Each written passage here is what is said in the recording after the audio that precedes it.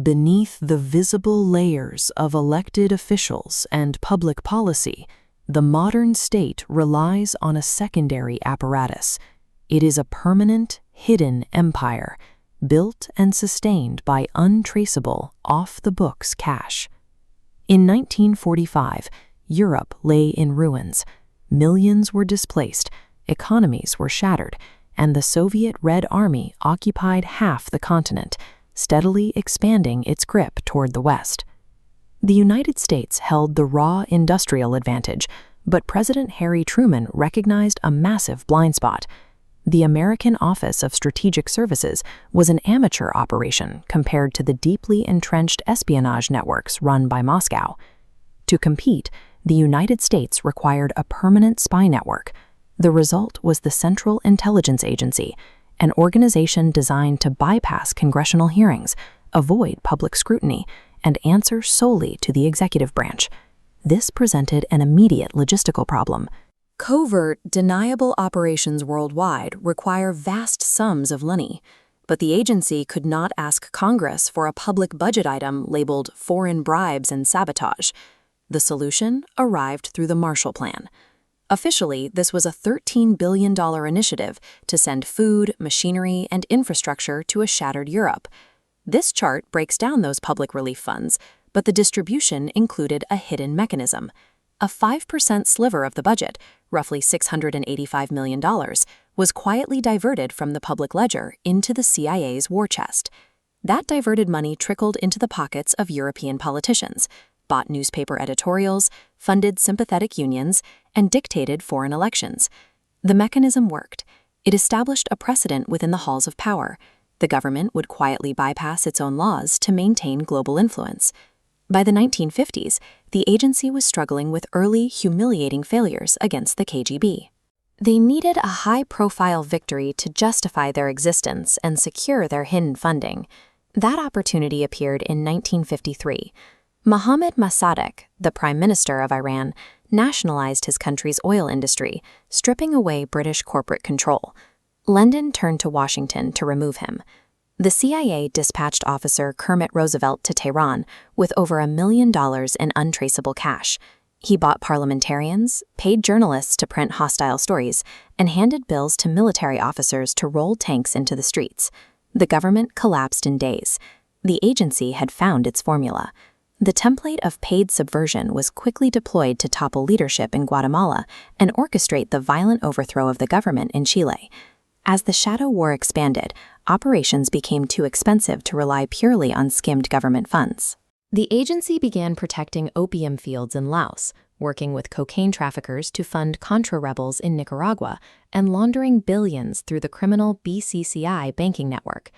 The CIA had developed a repeatable model, demonstrating how untraceable funding could bypass traditional diplomacy to restructure foreign governments from the inside out.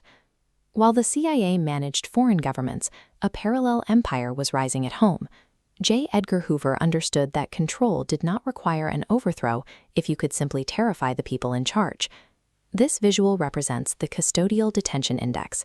Armed with emergency powers, Hoover built a surveillance dragnet using illegal wiretaps, eventually indexing hundreds of thousands of citizens based on their political leanings.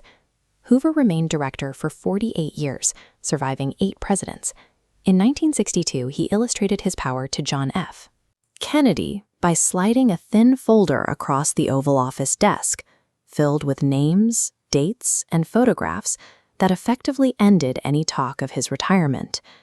He turned that same authority against civil rights leaders. Believing the movement to be a communist plot, Hoover authorized the FBI to hide microphones in the hotel lamps of Martin Luther King Jr., recording his private life to use as leverage. The operations eventually led to violence. In December 1969, acting on intelligence from an FBI informant, local police raided a Chicago apartment and fired 99 bullets into a room, killing 21-year-old Black Panther chairman Fred Hampton in his sleep. 2 distinct empires had matured. While the CIA manipulated the globe through illicit wealth, Hoover used the FBI to monitor and influence the domestic political landscape. In 1991, the Soviet Union collapsed. the intelligence apparatus temporarily lost its primary adversary, leading to closed stations and a crisis of purpose. The attacks of September 11, 2001 provided a catalyst for a massive expansion of powers. Congress responded with the Patriot Act, while intelligence budgets eventually exploded into the billions. This diagram shows the structural reality of the era. The Patriot Act tore down the legal walls that separated the CIA's foreign espionage from the FBI's domestic investigations, allowing data streams to merge into a single, unified entity. The division between foreign subversion and domestic monitoring was gone, replaced by a global intelligence apparatus. The methods of control evolved from the messy operations of the Cold War to the precision of the drone program. An operative can now observe and eliminate a target anywhere on Earth in minutes, thousands of miles from the trigger. This technological shift required a different approach. The intelligence community began pivoting towards big data analytics, forming a deep partnership with Silicon Valley. Analytics platforms ingest phone calls, travel logs, bank wires, and metadata, weaving them into a single map tracking human movement. The invisible empire no longer relies on secret bank accounts. It is fully subsidized by legally sanctioned trillion-dollar defense budgets. When the mechanisms that track our movements and monitor our finances operate entirely in the shadows, it poses a difficult question. Do we participate in a democracy or live within a system we were never meant to see?